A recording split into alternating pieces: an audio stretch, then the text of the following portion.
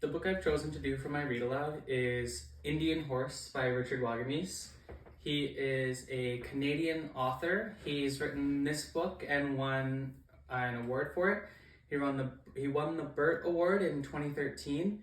He also has Canada Reads, part of a collection on there for this book because it's one of his most famous books.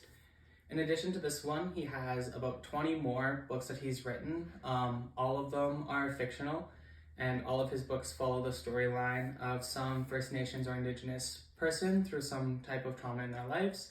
His books generally follow a theme of trying to inform Canadians or whoever reads the book about the traumas and things that went on in the early 1900s, late 1800s, and into the end of the 20th century. Really informative. I think this book is good for intermediate classes or for a teacher who wants to do a read aloud for their class. I think this is a really informative book for that. Part of this book is talking about hockey. A large part of it is about hockey and how the main character Saul fell in love with hockey. And so for the read aloud, I brought some hockey skates. If I were in a classroom right now, I would ask students to come up and take a look at them. They could ask me about different parts of them, like the laces and the blades down here, and like how they work on ice, how they actually make you move quickly. But because I'm not in a classroom, I'll just show them. And then I'm only going to read about 2 pages from this book because it's a part that really resonated with me.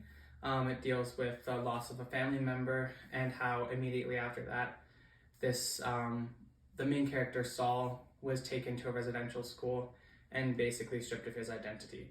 So with that, I'll get into the book. Prior to this, Saul and his grandmother were left by the rest of their family because the rest of their family had gone to residential school already and thrown off their tradition in wanting to adopt Christian values. So Saul and his grandmother were the only 2 left, and they were needing to get out of the mountains because it's winter, so they were traveling to find his cousin in Manaki through the middle of the winter with only a canoe and their bare feet to take them. So that's where we left off, and yeah. All around us was whirling snow and the white expanse where the tracks ran west to Manitoba and east into the frozen heart of the bush. "We'll rest a minute," she wheezed. "Then we'll find Manus." I tucked my head in against her chest. She held me and we lay there in the darkness shivering.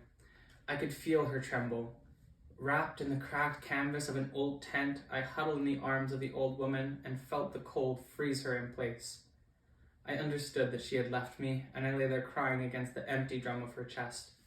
After a while, I heard shouts and the clump of feet. The wind bit into my face as the canvas shawl was pulled away. "Jesus, there's a kid here!" Somebody lifted me up and I felt the woman's arms fall away. I reached out to her, shouting in a mixture of Ojibwe and English. She stayed slumped in the corner, her hair coated with snow. Her hands were cupped as though she was holding on to me. I wanted to pull her to her feet so we could keep on walking, but instead, I was borne away. A car door opened and I was lifted inside and set on the seat with a blanket thrown over me. The heat and the exhaustion pulled me under in a hot, red current. If our canoe hadn't hit that boulder, we would have made it to Manaki. We would have found Manus and sheltered there, and my grandmother would have found a way to keep me with her. Instead, she was gone, frozen to death saving me, and I was cast adrift on a strange new river. Chapter 11. They took me to St. Jerome's Indian Residential School. I read once that there are holes in the universe that swallow all light, all bodies. St. Jerome's took all the light from my world.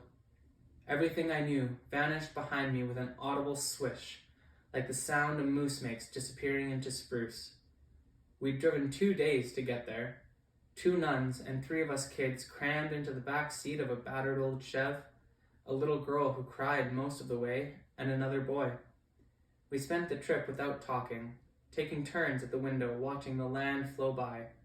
It seemed boundless, every curve in that road, every crest of a hill, even the cut of trees against the night sky held me spellbound. I barely slept. I was lonely for the sky, for the feel of it on my face.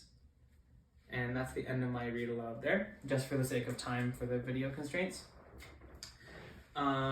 Obviously, in a read aloud in a classroom, I would be circulating, using presents to help classroom manage. So if there's a student who's chatting with someone beside them, I would walk and stand beside them, and that would hopefully reduce that talking.